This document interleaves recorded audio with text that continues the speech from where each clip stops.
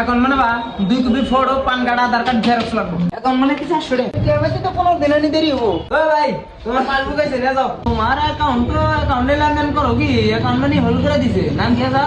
Zahiruddin hold করে দিছে ভাই কাম না ওই জানি কি আর কোড না পয়সা মারো 150 টাকা এই না তোমার এটিএম তোমার নাম মতো রহমান কয়দিন আগে অ্যাকাউন্ট বানাইছিলে 1 মাস তোমার তো পালন কাহা লাগে খারাপ দেখতেছি এই যাইছে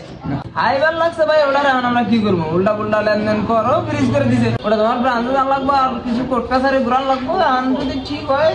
ও আমরা কিছু করাম কত দিলে